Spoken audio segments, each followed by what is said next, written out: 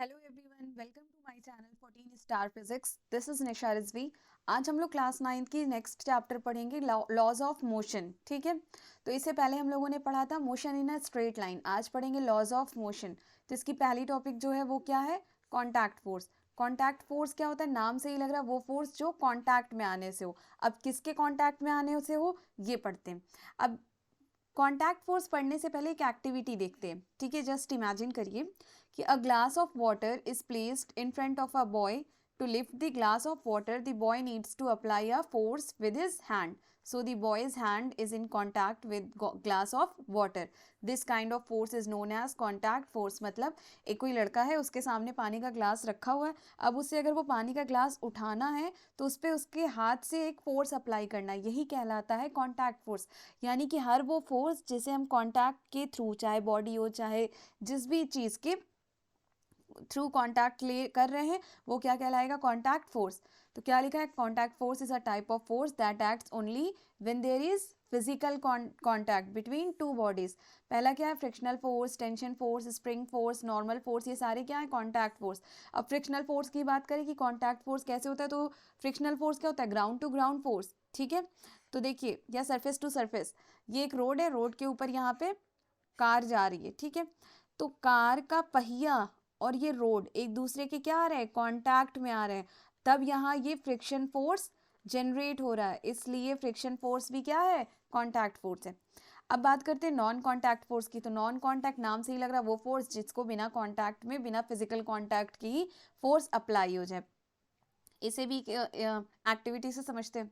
A ball is placed on the table and when the table is tilted to a certain angle. एक ball है, एक table के ऊपर रखी हुई है, और अगर वो टेबल कुछ एंगल से टिल्ट हो जाए, the ball starts rolling down. तो बॉल खुद से ही क्या होता है? जैसी टिल्ट होगी मीन्स फॉरन वो रोलिंग डाउन, नीचे की तरफ रोल होने लगेगा।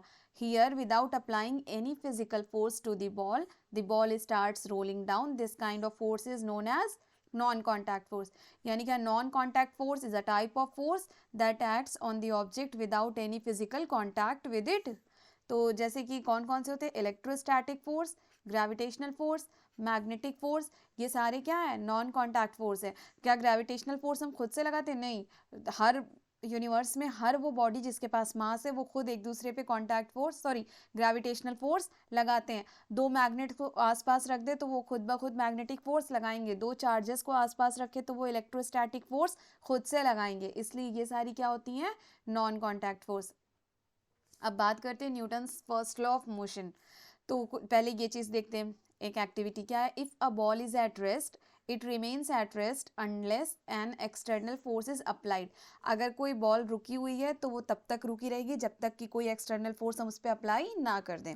सिमिलरली इसी तरह if a ball is moving it will continue to move unless an external force is applied. तो कोई बॉल अगर मूव कर रही है तो वो तब तक मूव करेगी जब तक हम कोई एक्सटर्नल फोर्स उस पर ना अप्लाई करें। अब ये क्यों होता है? Why does it happen? Yes, this is due to inherent property of an object. ये ऑब्जेक्ट के अंदर की एक प्रॉपर्टी होती है जिसे हम क्या कहते हैं? इनर्शिया कहते हैं। तो अब बात आती कि ये इनर्शिया क्या होता है।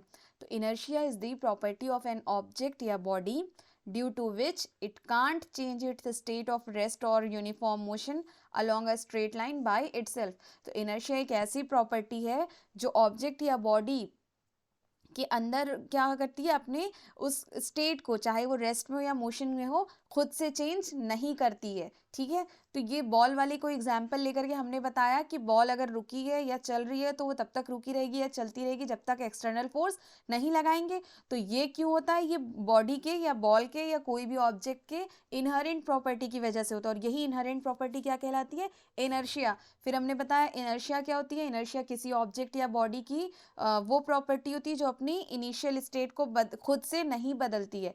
बाद में इसे ही न्यूटन ने एब्जॉर्ब किया और क्या कहा? यही Newton's first law of motion है। यानी कि इसी इनर्शिया को न्यूटन ने कह दिया कि ये फर्स्ट लॉ ऑफ मोशन है।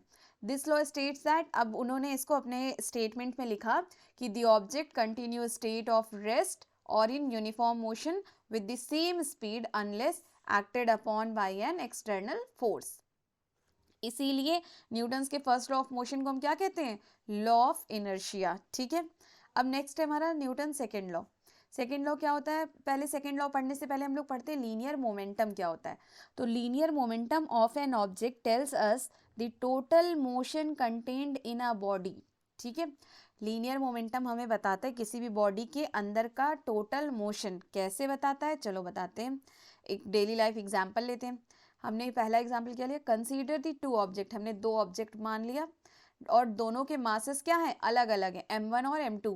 लेकिन जो m1 है उसका मास ज्यादा है और m2 का मास कम है। Both are moving with the same velocity, दोनों सेम वेलोसिटी v से ही मूव कर रही हैं। ठीक है, now the force needed to stop heavier object is more than lighter object at the same time. तो इस भारी मास वाले ऑब्जेक्ट को रोकने में ज्यादा फोर्स लगेगा, जबकि हल्के वाले को रोकने में कम फोर्स लगेगा। देखिए वेलोसिटी दोनों की सेम थी, लेकिन मास एक का ज्यादा था एक का कम था। जो ज्यादा है उस पे फोर्स हमें ज्यादा अप्लाई करना पड़ेगा और जो कम है उस पे फोर्स कम अप्लाई करना पड़ेगा रोकने के लिए। आप अपने इसको ऐसे जनरल लैंग्वेज में समझें तो एक कोई बहुत मोटा हट्टा कट्टा आदमी है और एक कोई पतला सा बच्चा है, तो आप धक्का दे सकते हैं पतले बच्चे को आसानी से, और मोटे आदमी को ज्यादा फोर्स लगाना पड़ेगा धक्का देने के लिए। अब नेक्स्ट देखते हैं एग्जाम्पल। इसी तरह हमने फिर माना कि दो ऑब्जेक्ट हैं और दोनों के सेम मासेस हैं। इस बार हमने सेम मास का दो ऑब्जेक्ट ले लिया, ठीक है, m का, लेकिन वेलोसिटी इस बार अलग अलग कर दी। इसकी वेलोसिटी तेज कर दी v1 और इसकी वेलोसिटी कम कर दी v2। Now the force needed to stop a faster move. अब आपकी तरफ कोई बहुत तेजी से दौड़ता है, कोई धीरे से दौड़ता है, तो आप बहुत तेजी वाले को बहुत ज्यादा फोर्स लगा के रोकना पड़ेगा, और धीरे वाले को तो हल्का सा आप एक हाथ भी लगा देंगे तो वो रुक जाएगा। यानी कि मास भले सेम हो, लेकिन अगर वेलोसिटी जिसकी ज्यादा है उस पर फोर्स ज्यादा लगेगा और वेलोसिटी जिसकी कम है उस पर फोर्स कम लगेगा। ठीक है, फिर क्या, अब हमने लिखा thus the force needed to stop a moving body depend on, यानी कि अब बॉडी को रोकने के लिए जो फोर्स लगाते हैं वो किस पे डिपेंड किया, ये हमारे समझ में आ गया, एक मास पे और दूसरा वेलोसिटी पे। तो इसी मास और वेलोसिटी के ही प्रोडक्ट को हम लोग क्या कहते हैं, मोमेंटम, यानी, और ये क्या है, एक वेक्टर क्वांटिटी है, and its direction will remain the same as the direction, जिस डायरेक्शन में वेलोसिटी जाएगी उसी डायरेक्शन में मोमेंटम भी जाएगा, और इसकी एसआई यूनिट होती kg मीटर पर सेकेंड। अब हम लोग Newton second law of motion पे अब सॉल्व करते हैं। अभी हम लोगों ने मोमेंटम पढ़ा, तो Newton second law of motion क्या कहता है, rate of change of linear momentum is proportional to applied force. तो अभी हम लोगों ने देखा मोमेंटम क्या होता है, p, ठीक है, चेंज हो रहा है, यानी कि मान ले रहे हैं पहले p1 था, बाद में क्या हो गया p2। और हमने इससे पहले वाले लेक्चर जो motion in a straight line पढ़ाया था उसमें हमने कहा था जहां भी रेट आ जाता है उसका मतलब होता है कि वो एक टाइम के साथ, तो यानी कि अपॉन में क्या आ जाता है, टाइम। तो हमने मान लिया कि जो p1 माइनस p2 या p2 माइनस p1 हो रहा था उसे हमने एक डिफरेंस dp मान लिया। ठीक है, तो dp upon dt, rate of change of momentum, किसके डायरेक्टली प्रोपोर्शनल होता है, फोर्स के। इसे हमने इक्वेशन नंबर 1 मान लिया। ठीक है, फिर हम लोग जानते हैं कि F is equal to ma भी होता है, और a क्या होता है हमारा, एक्सेलरेशन। एक्सेलरेशन हम लोगों ने पिछले वाले लेक्चर में पढ़ा है, change in velocity upon time. ठीक है, तो चेंज इन वेलोसिटी मान ले रहे, पहले इनिशियल u थी बाद में v, तो v minus u upon t, तो a की जगह हमने क्या रख दिया, v minus u upon t, where m is the mass of an object, a acceleration, v final velocity, u initial velocity और t टाइम। ठीक है, from equation 2 it is clear that greater the magnitude of an external force, जितना ज्यादा external force होगा greater the acceleration, उतनी ज्यादा acceleration होगा। ठीक है, अब इक्वेशन 2 को हम लोग इस तरह भी लिख सकते हैं, जैसे F is equal to m v minus u by t, ये हम लोगों ने लिखा है। इसे अगर हम कांस्टेंट मान लें कि एक कांस्टेंट एक्सेलरेशन से मूव कर रहा है, ठीक है, तो हम क्या करेंगे कि यहाँ से एक चीज़ हम लोग क्या लिख सकते हैं, F is proportional to 1 by t. तो यहाँ से एक चीज़ क्या समझ में आए, फोर्स टाइम के डायरेक्टली प्रपोर्शनल होता है। अगर किसी चीज़ को ज़्यादा, मतलब it means if time t increase, अगर किसी चीज़ का टाइम इंक्रीज हो रहा है तो फोर्स उसका कम लगेगा, और अगर टाइम डिक्रीज हो रहा है तो फोर्स ज़्यादा लगेगा। अब इसको कुछ एग्जाम्पल से समझते हैं। When an athlete jump from a height on a foam या smooth surface, his feet push the foam for some distance, यानी कि जब कोई एथलीट किसी फोम या स्मूथ सरफेस पे कूदता है तो क्या होता है, his feet push the foam for some distance, वो फोम को थोड़ा नीचे दबा देता है। Therefore the time duration in which his feet come to rest increase, यानी कि अब देखिए यहाँ से इतनी दूरी पे सरफेस है लेकिन यहाँ हमने एक फोम लगा दिया, तो अगर कोई चीज़ कूद रहा है तो यहाँ पहुँचने के बजाय वो थोड़ा और नीचे आ जा रहा है और फिर ऊपर जा रहा है, तो टाइम क्या हो रहा है, ज़्यादा लग रहा है। ठीक है, तो इसका मतलब क्या है कि फोर्स हमें क्या हो रहा है, कम लग रहा है, फोर्स डिक्रीज हो जा रहा है। लेकिन अगर वही एथलीट किसी हार्ड फ्लोर पर कूदे तो ये नीचे नहीं जाएगा, तो यानी कि टाइम तो कम लग रहा है लेकिन फोर्स ज़्यादा लग रहा है, और इसी वजह से क्या होता है, लार्ज फोर्स इज एक्सर्टेड और हमारे पैर को क्या होता है, इंजरी हो जाती है। ठीक है, अब नेक्स्ट है हमारा third law. Newton's third law क्या कहता है, first and second law of motion tell us how to change an object state of rest और state of motion and the magnitude of acceleration produced by the force when applied respectively. ये इतना हम लोगों ने first second में पढ़ा। ठीक है, अब थर्ड लॉ क्या कहता है, to every action there is an equal and opposite reaction, मतलब किसी भी फोर्स का एक्शन अगर हम किसी चीज़ पे लगा रहे हैं तो उसका पलट के हमें एक रिएक्शन मिलेगा, लेकिन डायरेक्शन क्या होगी, अपोजिट होगी। जैसे सपोज करिए एक स्विमर जब स्विमिंग करता है तो वो अपने हाथ और पैर से पानी को पीछे ढकेलता है, तो पानी क्या करता है, उस पर इक्वल अमाउंट का फोर्स लेकिन अपोजिट डायरेक्शन में लगाता है और वो स्विमर को आगे ढकेल देता है। या फिर ये देखिए एक हमने लिखा है, to understand this let us drop a tennis ball from a certain height, एक हाइट से हम टेनिस बॉल डाल रहे हैं, as the ball hits the ground it cause a downward force, जैसे ही बॉल इसको फोर्स डाउनवर्ड ग्राउंड पे फोर्स लगाएगा क्या होगा, दिस इज कॉल्ड एक्शन, ये एक्शन कहलाएगा। However, the floor reacts by pushing the ball with the same force, फिर यही बॉल वापस जब ऊपर जाती है तो यही ग्राउंड यही क्या करता है, इस पर रिएक्शन फोर्स लगाता है। ठीक है, नेक्स्ट है universal Newton's universal law of gravitation. क्या every object present in the universe attract one and another, यानी कि यूनिवर्स में हर एक ऑब्जेक्ट एक दूसरे को क्या करता है, अट्रैक्ट करता है। दिस फोर्स ऑफ अट्रैक्शन, यही फोर्स ऑफ अट्रैक्शन क्या कहलाता है, ग्रेविटेशनल फोर्स। एग्जाम्पल में हमने यहाँ लिखा है motion of planets around the sun, sun के अराउंड जो मोशन करता है प्लैनेट वो क्या है, ग्रेविटेशनल फोर्स है। Motion of satellite around the planets, planets के अराउंड सैटेलाइट का मोशन भी जो है ग्रेविटेशनल फोर्स की वजह से होता है।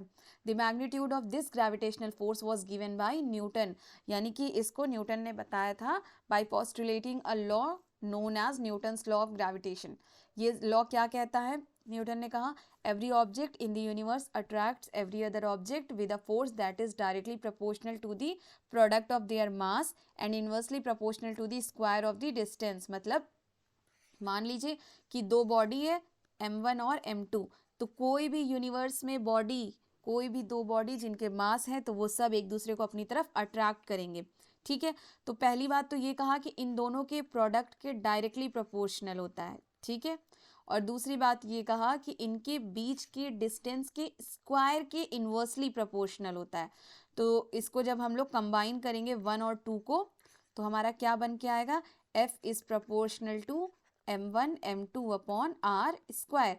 यही प्रोपोर्शनल जब हटता है तो एक प्रोपोर्शनैलिटी कांस्टेंट g हम लोग लगाते हैं जिसे यूनिवर्सल ग्रेविटेशनल कांस्टेंट कहते हैं, और इसकी वैल्यू होती है 6.67 into 10⁻⁻11 newton metre square upon kg square. ठीक है, इसके कुछ इंपॉर्टेंट पॉइंट्स है, greater is the mass is m of an object greater will be the attraction of force. देखिए जब भी कोई चीज़ किसी के डायरेक्टली प्रोपोर्शनल होती है तो उसका मतलब ये होता है कि अगर एक की वैल्यू बढ़ रही है तो उसके सामने वाले की भी वैल्यू बढ़ेगी, और अगर एक की वैल्यू घट रही है तो सामने वाले की भी वैल्यू घटेगी। तो साफ हमें पता है कि हमारा फॉर्मूला क्या होता है ग्रेविटेशनल फोर्स का, Gm1 m2 upon r square. अगर मास बढ़ेगा तो फोर्स बढ़ेगा और अगर रेडियस बढ़ेगी तो फोर्स घटेगा। इन्वर्सली प्रोपोर्शनल का मतलब यही होता है कि एक बढ़ रहा है तो दूसरा घट रहा है। ठीक है, नेक्स्ट है acceleration due to gravity, the force of attraction between the earth and the object lying on near earth surface, यानी कि फोर्स ऑफ अट्रैक्शन किसके किसके बीच, अर्थ और ऑब्जेक्ट के बीच जो कहाँ हो, अर्थ सरफेस के पास में हो, वही क्या कहलाता है, ग्रेविटी। यानी कि वो अट्रैक्शन फोर्स जो अर्थ के बिल्कुल पास में हो, तो अर्थ और उस बॉडी के बीच जो अट्रैक्शन या ग्रेविटेशनल फोर्स लगता है उसे हम लोग क्या कहते हैं, ग्रेविटी कहते हैं। Thus, acceleration due to gravity is defined as acceleration gained by an object which is falling freely under the influence of gravity. इसे हम लोग g से रिप्रेजेंट करते हैं। ये एक वेक्टर क्वांटिटी है, इसकी डायरेक्शन हमेशा अर्थ की तरफ लगती है, ठीक है। और इसका फॉर्मूला होता है g is equal to G M upon r square, ठीक है। एक्सेलरेशन ड्यू टू ग्रेविटी कभी भी मास के ऑब्जेक्ट पे डिपेंड नहीं करती है। और क्या, its value decrease as we go from pole to equator. जब हम पोल से इक्वेटर की तरफ जाते हैं तो इसकी वैल्यू डिक्रीज होती है। और its value zero at the centre of earth. Earth के सेंटर पे इसकी वैल्यू जीरो हो जाती है। The acceleration due to gravity on this earth surface, यानी कि अर्थ के सरफेस पे ही इसकी value 9.8 metre per second square होती है। और मून पे इसकी वैल्यू अर्थ के सरफेस की 1/6 हो जाती है। तो आई होप आज की क्लास आप लोगों के समझ में आई होगी। तो किसी को भी किसी भी कॉन्सेप्ट में कोई भी कन्फ्यूजन हो, डिस्क्रिप्शन बॉक्स में कॉन्टैक्ट नंबर है, आप कॉन्टैक्ट कर लीजिए। और अगर समझ में आए, पसंद आए तो इसको लाइक करिए, सब्सक्राइब कीजिए और ज़्यादा से ज़्यादा लोगों में शेयर भी करिए। और PDF नोट्स के लिए हमारे टेलीग्राम चैनल को ज्वाइन करिए। Thank you.